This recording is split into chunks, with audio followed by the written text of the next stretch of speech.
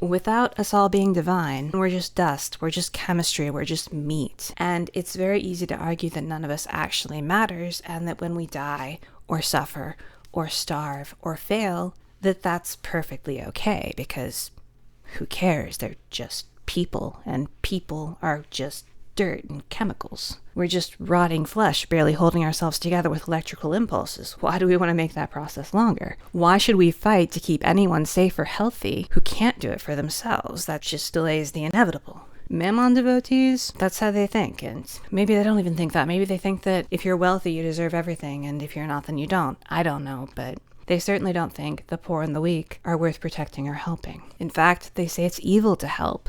Welfare steals assets from the people who rightfully owned and rightfully possess it. It lifts up people who, if we left it for God to decide, would die and have their needs removed that way. It just creates more suffering to help the suffering, according to them at least. It's best that we allow the surplus population to reduce on its own. I don't think that. I believe in the worth of you and me. I believe, in the terms of my own faith, that there is no part of me and there is no part of you that is not of the gods. That divinity that Christianity saw in humanity, I see it in everything.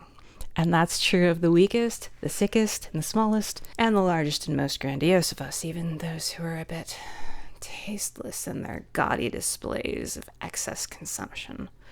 Anyone who claims that any of these are worthless and ought to be abandoned, that any of us is only worth sustaining if they gather lots of cash, blasphemes against the inherent divinity that we all are, the inherent God that we all are and embody and create and propel through the universe as we move through it.